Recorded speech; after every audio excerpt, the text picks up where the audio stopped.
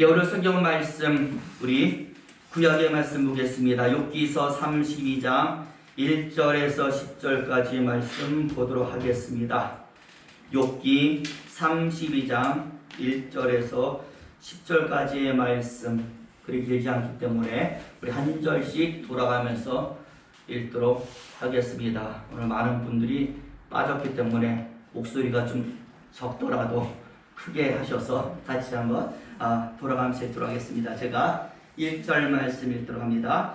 욥이 스스로 의롭게 여김으로 그 세 사람의 대답이 그치매 남조소 그 사람 가라의 아들 엘리후의 노를 바라니 그가 욥에게 노를 바라는 욥이 하나님보다 자기가 마땅하며 또 세 친구에게 노를 바람은 그들이 능히 대답지는 못하여도 욥을 정죄함이라. 엘리후가 그들의 나의 자기보다 많음으로 욥에게 말하기를 참고 있다가 세 사람의 입에 대답이 없음을 보고 노를 바라니라. 부스 사람 바라레의 아들 엘리후가 바라하여 가로되 나는 눈쓰냐고 당신들은 눈노함으로 참고 너의 등을 가지지 못하였노라. 내가 말하기를 날이 많은 자가 말을 낼 것이요 해가 오랜 자가 지혜를 가르칠 것이라 하였으나 사람 속에는 신령이 있고 듣는 자의 기운이 사람에게 청명히 주시나니. 우리 9절과 10절은 같이 읽습니다. 대인이라고 지혜로운 것이 아니요 노인이라고 공의를 깨닫는 것이 아니라 그러므로 내가 말하노니 내 말을 들으라. 나도 내 의견을 보이리라. 아멘. 우리 10절까지의 말씀을 읽었습니다. 오늘은 1월 넷째 주일입니다. 다음 주일은 구정 연휴이고요. 2022년을 시작한 첫 번째 날 1월도 점점 저물어 가고 있습니다. 부디 한 해를 시작하면서 올 한 해 여러분들이 어떤 소망과 어떤 꿈을 품었는지 그것들이 다 하나님의 인도하심으로 이루어지기를 축원합니다. 오늘도 우리 옆사람 같이 한번 인사하는데요. 우리 믿음의 교회의 삼중 축복의 인사 우리 서로 나누어 보도록 하겠습니다. 사랑합니다. 축복합니다. 행복하시기 바랍니다. 참 인사합니다. 사랑합니다. 축복합니다. 행복하시기 바랍니다. 부디 주 예수의 은혜가 저와 여러분을 덮으시기를 예수의 이름으로 축원을 드립니다. 네, 많은 사람이 알고 있는 아주 유명한 예화입니다. 실제로 있었던 일이라고 하는데요. 세계 제2차 대전 때에 연합군의 한 병사가 독일군에게 쫓겨 달아납니다. 산속을 헤매다가 더는 갈 곳이 없기 때문에 어느 한 동굴에 숨었는데요. 동굴 밖에서 독일군이 쫓아오는 소리가 들리는 것입니다. 생각하는 거죠. 야, 나 이제 죽었구나. 더 이상 숨을 데가 없는데 어떻게 할까? 주변을 돌아보기도 하고요. 무기가 될 만한 것들을 찾아보기도 하고. 그런데요. 바로 거기에서 기적이 일어나는 것입니다. 갑자기 이 거미가 몇 마리 딱 나타나더니 동굴 입구를 빽빽하게 거미줄로 들이우는 것입니다. 그러니 독일 군인들이 동굴 입구까지 쫓아왔다가 무엇을 보고 빽빽하게 치어진 거미줄을 보고 그냥 돌아가는 겁니다. 그들도 생각하는 거죠. 이 많은 거미줄이 갑자기 쳐진다라고는 생각할 수가 없으니까 이 거미줄이 하나도 상하지 않고 사람이 동굴 안으로 들어가기는 쉽지 않다. 그래가지고 이제 이곳에는 뭐가 없다? 사람이 없다 생각을 하고 돌아간 것입니다. 그러니 이 군인은 거미줄 때문에 죽을 목숨이 살아나게 되었던 것입니다. 그리고 이 살아난 병사가요 그 안에서 자신의 생명의 구원을 얻고 크게 깨달음을 얻게 되는 것입니다. 이런 작은 거미의 거미줄조차도 사람의 생명을 이렇게 좌우하는 큰 힘이 있는데 만일 하나님이 나에게 도움을 주신다라면 얼마나 큰 힘이 나에게 내려질까. 그 순간에 무릎을 꿇고 회개하고 기도하면서 그가 예수 믿는 성도가 되었다라는 것입니다. 저와 여러분 그렇습니다. 우리가 몰라서 그렇지 사람에게 오는 하나님의 힘은 크고 놀라운 것입니다. 눈에 안 보인다고 하나님의 능력이 없는 것이 아니고 이 빽빽한 거미줄과 마찬가지로 하나님의 은혜는 세계 곳곳 성도가 있는 곳이라면 언제나 두려워져 있는 줄로 믿습니다. 그래서 많은 신앙의 성도들이 항상 고백하기를 하나님은 역시 하나님이시구나 하는 고백들을 하게 되는 것이죠. 여러분, 오늘 우리가 욥기서의 한 부분을 읽었는데 오늘 본문의 내용이 바로 이것입니다. 많은 선조들이 고백하는 하나님은 역시 하나님이시구나, 하나님의 위대하심에 관한 이야기가 나와 있고 하나님의 하나님다우심에 관한 이야기가 오늘 성경에 나와 있습니다. 여러분이 본문을 읽어보셔서 알지만 오늘 본문에 누가 나오고 있습니까? 엘리후라는 사람이 등장을 하고 있어요. 그런데 욥이 당한 고난에 대해서 욥과 더불어 피 터지게 논쟁을 벌였던 네 사람 가운데 한 명이 바로 오늘 본문의 엘리후인데, 이 5명 가운데 가장 하나님 편에서 가장 하나님과 가까이 가장 하나님의 뜻을 헤아려서 이야기를 진행시켜 나간 사람이 바로 엘리후다라는 것입니다. 아마 여러분 기억하실지 모르겠어요. 우리가 최근에 욥기서의 내용을 2번이나 살펴봤습니다. 아마 인터넷을 통하여 계속 설교를 들으신 분들은 기억이 나실 거예요. 거기에서 우리가 무엇을 알았습니까? 욥이 회상하는 과거의 모습을 알았고 욥이 받은 축복의 내용이 무엇인지를 우리가 알았습니다. 그리고 이런 욥에 대해서 하나님이 어떻게 생각하는지 하나님의 평가 또한 우리는 알 수가 있었습니다. 그런데 욥기서에서 가장 중요한 것은 바로 욥이 당한 고난과 관련해서 욥과 친구들이 행했던 대화의 내용이 굉장히 중요합니다. 서로 변론하는 내용인데 그게 다 욥기서 전체를 차지하고 있는 것입니다. 그래서 욥의 친구들이 어떤 이야기를 했는가라고 살펴봤더니 이야기는 하나였어. 내용이 몇 개라고요? 하나라는 것인데 어떻게 말하느냐? 욥, 너의 고난은 죄의 대가다.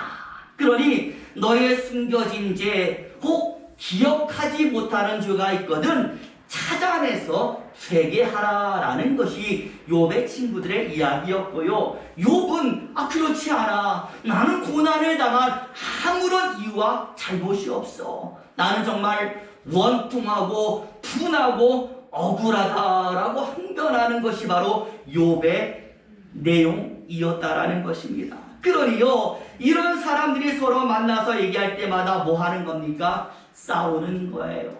엘리바스와 빌닷과 소발은 욥의 죄를 찾기 바빴고 욥은 나는 죄인 아니야, 나는 의인이야 항변하기 바빴고 결론이 나지를 않았던 것입니다. 바로 이때 여러분 누가 등장을 하는가? 오늘 말씀의 주인공인 엘리후라는 사람이 딱 등장을 하고 오늘 본문에 보니까 나이가 가장 어려이니까 이 대화에 끼지 못하고 가만히 듣고 있다가 오늘 본문 32장에서 드디어 등장하는 것입니다. 그 내용이 바로 4절과 5절에 나와 있기 때문에 우리 읽었지만 또 같이 한번 읽어봅니다. 4절과 5절을 보여주시죠. 같이 읽습니다. 시작. 엘리후가 그들의 나이 자기보다 많음으로 욥에게 말하기를 참고 있다가 세 사람의 입에 대답이 없음을 보고 노를 바라니라. 아멘. 여기에 보니까 참고 있다가 노를 바랬다. 누가요? 엘리후가 그랬다라는 것인데 여러분 솔직히 엘리후의 이름이 나의 하나님이란 뜻이거든요. 그리고 오늘 본문에 보니까 6절에 그의 아버지의 이름도 나오는데 바라게 무슨 뜻이냐? 하나님이 축복하십니다 라는 뜻을 가지고 있어요. 그러니 이름만 봐도 이 집안이 신앙과 관련해서 참 대단한 집안이구나 라는 것을 알 수가 있는 것입니다. 그래서 나름 신앙과 연륜과 축복이 이어지는 집안이고 엘리후 자체도 오늘 본문에 보니까 하나님이 주신 지혜를 가진 사람이기 때문에 가만히 이야기를 듣다가 뭐가 차요? 기가 찬 것입니다. 그래가지고 등장해서 야 이제 내가 말하겠으니 너희는 들어라 라고 하면서 이야기가 37장까지 쭉 나오고 있는 것이죠. 그런데 그 내용이 네 가지로 압축이 되는 겁니다. 그리고 그 중심에 무엇이 드냐? 하나님이 계시고 있다라는 겁니다. 여러분 굉장히 대조가 되지 않습니까? 지금까지 욥과 세 친구들의 대화라 싸움이 되고 있는 이유가 여러분 무엇일까요? 저는 생각해요. 이 대화의 주제가 누가 중심이에요? 사람 중심이기 때문에 싸움. 네가 옳다. 아니야 내가 옳아. 난 나다. 서로 사람 가지고만 이야기하니까 싸움이 되고 그 싸움이 끊임없이 이어졌는데 오늘 엘리후의 이야기에는 누가 없어요? 사람이 없어. 오로지 하나님만 있다 보니까 무엇이 되지 않느냐? 싸움이 되지 않는 겁니다. 하나님에 대해서 이야기하는데 이들도 다 누구를 믿어요? 하나님을 믿는데 어떻게 그것이 싸움이 될 수가 있겠습니까? 그뿐만 아니라 이렇게 하나님에 대한 이야기로 꽉 차 있으니까 이야기가 끝나자마자 누가 역사하느냐? 하나님이 등장을 하셔서 모든 상황을 싹 정리하셨던 것입니다. 저와 여러분 마찬가지입니다. 모든 일에 사람만 등장하면 그 것이 좋을 것이 없는 것입니다. 비로소 하나님이 등장해야 끝이 나는 것이고 그렇기 때문에 하나님 중심으로 시작하고 끝을 맺으면 그 결과는 아름다움으로 맺어지게 될 줄로 믿습니다. 자, 그럼 오늘 엘리후가 어떤 하나님 중심의 이야기를 하는가 우리가 알아야 되지 않겠습니까? 그 첫 번째가 34장에 나오고 있는데요. 이야기는 길지만 내용은 하나님입니다. 바로 하나님은 하나님이십니다 라는 것을 이야기하는 것이죠. 그래서 어떤 이야기느냐? 우리 한번 34장 10절에서 12절까지의 말씀을 찾아 읽어보겠습니다. 나와 있네요. 같이 한번 읽을까요? 시작! 그러므로 너의 총명한 자들아 내 말을 들으라. 하나님은 단정코 악을 행치 아니하시며 전능자는 단정코 불의를 행치 아니하시고 사람의 일을 따라 보응하사 각각 그 행위대로 얻게 하시나니 진실로 하나님은 악을 행치 아니하시며 전능자는 공의를 굽히지 아니하시니라. 아멘.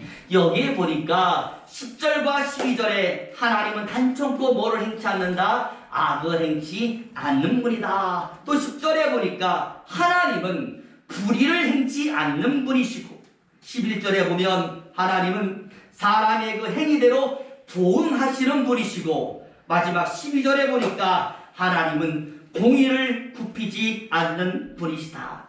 결국 여러분 하나님에게서는 하나님답지 않는 모습이 절대로 나타날 수가 없다라는 것을 엘리후는 강조하고 있었던 것이에요. 그러니까 이렇게 얘기하는 거예요. 당신은 하나님이 이 모든 일을 계획하셨고 그런데 뭔가 착오가 있었고 그래서 하나님이 잘못하신 것으로 이야기를 하며 주장을 하고 있는데 네가 받은 고난 하나님의 잘못 때문에 되었다라고 얘기하고 있는데 하나님은 하나님이시기 때문에 그 안에서는 절대로 하나님답지 않는 일이 나타날 수가 없습니다. 하나님이 어떻게 실수할 수 있습니까? 실수가 없으시다. 하나님이 하시는 일에는 절대 그 어떤 실수도 그 어떤 하나님답지 않는 일도 나타날 수가 없습니다라고 말씀을 하는 거예요. 여러분 그렇지 않겠어요? 세상에 만일 하나님의 하나님다움이 사라진다고 생각해 보세요. 하나님 스스로에게 혼란스러운 상황이 생기고 실수로 막 하신다고 생각한다면 여러분 하나님이 운행하시는 이 세상이 어떻게 되겠습니까? 여러분도 아시겠지만 저희 집 앞에 작은 사거리가 있잖아요. 신호등이 있는데 예전에 한번 어떤 일이었냐, 이 신호등이 완전히 다 죽어버린 일이 있어요. 신호등이 망가져서 작동을 하지 않으니까 이게 막 아주 엉망이더라고요. 서로 내가 먼저 갈래 빵빵거리고 차 앞머리 치밀고 엉키고 설키고 아주 6.25 때 난리는 난리가 아닌 상황이 막 발생을 하는 거예요. 저와 여러분 우리 집 앞 신호등이 이렇게 작동 한 번 안 해도 이렇게 난리가 나는데 하나님께 뭔가 착오가 생겼어요. 뭔가 하나님이 착각을 하셨어요. 그래서 실수하신다면 여러분 이 세상이 어떻게 되겠습니까? 제가 생각할 때 1분 1초도 견딜 수 없을 거예요. 아마 작살이 날 것입니다. 그래서 세상에 이렇게 질서가 있는 것은 이것을 운행하는 하나님의 하나님 나오심이 여전히 세상 속에 비춰지고 있기 때문에 세상의 질서는 살아있는 것이다. 실수하지 않는 하나님, 정말 하나님 나오신 하나님에 대해서 오늘 엘리후는 강조하는 거예요. 그 다음 이제 두 번째로, 그래서 엘리후가 하는 이야기는 하나님의 위대하심에 대해서 이야기합니다. 하나님 정말 위대하십니다. 이 내용이 어디 나오냐? 35장에 나오거든요. 우리 35장 6절과 7절에 나와 있는 말씀 또 보겠습니다. 읽겠습니다. 시작. 내가 범죄한들 하나님께 무슨 영향이 있겠으며 내 죄악이 관영한들 하나님께 무슨 관계가 있겠으며 내가 의로운들 하나님께 무엇을 드리겠으며 그가 내 손에서 무엇을 받으시겠느냐. 여러분 좀 어렵죠. 어려운데 이 말의 뜻은 이거예요. 하나님은 사람의 그 어떤 행동에 영향을 받으실 정도로 작은 분이 아니다라는 말씀을 하는 거예요. 그러면서 믿는 사람에게 나타나고 있는 좋지 못한 습성에 대해서 경고하는 겁니다. 그러니까 사람들이 생각한다는 거예요. 뭐라고 생각하냐면 우리가 계속 범죄해서 세상에 죄가 마구 생겨나면 하나님이 그 어떤 손해를 받는다라고 생각하라. 죄가 많이 퍼지니까 하나님께 좋지 않을 것이다. 이렇게 생각을 하고 그 반대로 우리가 열심히 하나님 섬기면 하나님께 큰 유익이 있을 것이다. 내가 하나님 잘 믿으니까 믿는 사람이 많아지니까 교회가 많아지니까 하나님께 유익이 될 것이다. 이렇게 생각한다는 거예요. 우리의 행동 하나하나가 하나님에게 그 어떤 영향력이 생겨질 것이다. 그래서 우리는 하나님에게 심각한 영향을 줄 수 있는 대단한 존재다라고 사람들이 착각을 한다는 거예요. 그러다 보니 여러분 믿는 사람 가운데서 어떤 사람들이 나타나는가 하면요, 뭔가 화가 나는 일이 생기잖아요. 교회에서 시험 당하잖아요. 뭔가 하나님께 섭섭한 일이 생기면 계속 하는 얘기가 나 교회 안 가. 나 오늘부터 예수 안 믿을 거야. 두고 봐. 나 교회 안 갈 거야. 나도 오지 마세요. 이런 말이 있지 않습니까? 교회에 가주는 것이 뭔가 큰 교수를 하는 것이고 하나님께 큰 적선을 하는 것으로 생각하는 사람은 많아요. 삐지면 교회 안 간대요. 이게 뭐 하나님께 뭐 큰 거 하는 겁니까? 내 교회 안 가면 하나님 무슨 손해봤습니까? 그게 아닌데 뭔가 잘못되면 하는 얘기가 나 교회 안 가. 나 이제부터 예수 안 믿을 거야. 오늘 욥도 그랬다라는 거예요. 고난이 크다 보니까 나중에는 하나님께 뭐해요? 협박까지 하는 겁니다. 차라리 날 죽여주세요. 죽는 게 나을 것 같아요. 빼앗아 갈 거면 아예 주질 않지. 왜 주셔가지고 이렇게 나를 힘들게 하십니까? 오늘 엘리후는 바로 이런 모습을 경계하면서 하나님의 하나님 되심, 하나님의 존귀하심, 바로 그것에 사람이 흠집을 내서는 안 된다라고 경고하는 거예요. 말이라도 하나님께 범죄하지 말자. 우리 착각하지 말자. 그래서 하나님의 위엄에 흠집을 내지 말자. 이렇게 얘기를 한 것입니다. 그러다 이제 마지막 세 번째는, 그래서 엘리후는 결론을 내어 말하기를 이런 하나님의 말씀에 귀를 기울여라. 하나님은 말씀하시는 분이니까 그 하나님의 말씀에 귀를 기울이면 모든 것 다 해결된다라고 이야기합니다. 특별히 여러분, 오늘 엘리후가 하나님의 말씀을 듣는 것과 관련해서 욥을 책망하며 소리치는 것이 하나가 있는데 굉장히 중요하니까 다시 한번 우리가 살펴볼 텐데요. 35장 16절과 5절에 그 내용이 있어요. 한번 읽어볼까요? 시작. 이제 너 욥이 헛되이 입을 열어 지식 없는 말을 많이 하는구나. 너는 하늘을 우러러 보아라. 내 위에 높은 궁창을 바라봐라. 하나씩 살펴보면요, 이제 너 욥이 헛되이 입을 열어 지식 없는 말을 많이 하는구나. 지금까지 욥 네가 참 헛된 이야기, 망령된 소리 참 많이 했는데 5절에 보면 너는 하늘을 우러러 보아라. 내 위에 높은 궁창을 바라보라. 하늘을 향하여 눈을 들어서 네가 한번 기도해 본 적이 있느냐, 이렇게 말을 하는 것.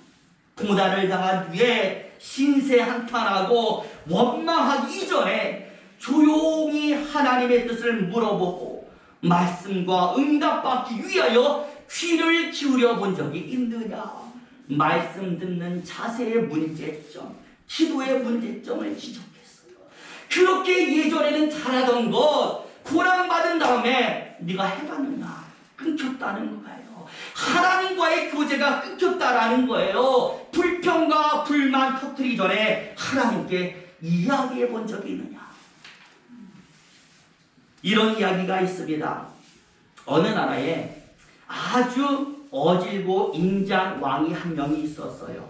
이 왕에게는요 아들이 하나 있었는데요, 늦게 본 아들이니까 얼마나 사랑스러운지 몰라요. 얼마나 예쁜지 몰라요. 그래서 이 왕은요 매일같이 아들만 보고 산 거예요. 그런데 시간이 지나면 누가 자라요? 아이도 자라잖아요. 자라서 점점 성인이 되니까 아버지의 마음과는 다르게 자꾸만 혼자 있으려고 하는, 아버지는 계속 옆에 있고 보고 싶고 만지고 싶고 사랑해주고 싶은데 아들은 이제는 나는 성인이니까 나 이제 아버지 품을 떠나서 나도 독립하고 싶어, 자꾸만 밖으로 나가려고만 하는 것이죠. 결국 이 아버지는, 이 왕은 아들의 뜻을 걷지 못해서 독립을 허락을 하는데, 아들이 독립을 해도 아버지는 계속 아들 얼굴을 봐야 되잖아요. 보고 싶으니까. 그래가지고 하나의 조건을 너 독립하려면 이거 하나 지켜라. 그럼 내가 독립시켜줄게. 그래서 권해건 조건이 무엇이냐? 용돈. 아마 이 아들이 직업이 없는가 봐요. 아버지에게 용돈을 다 쓰는데 이 생활비를 항상 받는 걸로, 다시 말하면 1년에 2번 준 것을 이제 매일같이 아버지 앞에 나와서 돈을 타가라고 그렇게 조건을 건 거예요. 무슨 말이에요? 돈 주는 시간이라도 뭘 보자, 아들 얼굴을 보자. 매일 아침마다 돈 가지러 오니까 그때마다 아들 한번 볼 수 있으니까 이런 조건을 내거게 된 거예요. 한 번이라도 더 보고 싶어하는 아버지의 마음이 바로 여기 있는 것 아니겠습니까? 저와 여러분, 저는요 말씀하시는 하나님의 모습에 바로 이런 아버지의 마음이 담겨져 있다고 생각을 합니다. 말씀하기 위해서는, 그 말씀 듣기 위해서는 하나님 앞으로 나와야 되잖아요. 바로 하나님 말씀 듣기 위하여 나오는 우리의 얼굴을 한 번이라도 더 보고 싶어하고 더 보듬어주고 더 사랑해주고 싶어하는 하나님의 마음이 나에게 오라라는 말씀으로 나타나고 있는. 그런데 욥, 너는 이런 하나님의 마음을 아느냐? 너의 아픔만 토로하고 너의 불평만 토로하고 너의 고통만 이야기했지, 하나님의 생각을 네가 한번 물어본 적이 있느냐? 네 말대로 모든 일을 하나님이 하신다라면 왜 이런 일이 일어나지? 먼저 누구에게? 하나님께 물어봐야 되지 않느냐? 근데 너는 하나님께 물어보지 않고 사람에게 토로했다, 사람에게 원망했다. 하나님 앞에 나가서 물어보고 하나님을 바라봐라. 욥이 생각하니까 없어요. 할 말이 없는 겁니다. 저와 여러분 마찬가지입니다. 하나님은 하나님이신 줄로 믿습니다. 그 어떤 일이 일어나도, 그 어떤 상황이 바뀌어도 하나님의 하나님 되심과 하나님의 위대하심은 절대로 바뀌어지지 않는 것입니다. 오늘 이 하나님께서 우리에게 말씀하시기를 원합니다. 우리와 대화하기를 원합니다. 신앙은 그렇기 때문에 한 번이라도 더 하나님 앞에 나갈 때에 성장하는 것입니다. 말씀하시는 이 하나님 앞에 한 번이라도 더 나가서 그 말씀 듣는 것이 바로 성도의 바른 자세가 되는 것입니다. 부디 오늘 엘리후의 제언대로 눈을 들어서 하늘을 우러러서 하나님의 이름을 한 번이라도 더 부르시기를 바랍니다. 우리의 이런 부르짖음이, 이런 기도가 우리를 하나님과 더 긴밀하게 연결시켜 줄 줄로 믿습니다. 절대로 기억하시기를 하나님의 일에는 실수가 없다라는 것. 부디 2022년 우리 삶에 오늘 이 욥과 친구들에게 부여졌던 이 비신앙적인 모습은 완전히 사라지고 하나님의 강력한 역사만이 나타나기를 예수의 이름으로 축원을 드립니다. 아멘. 기도하겠습니다.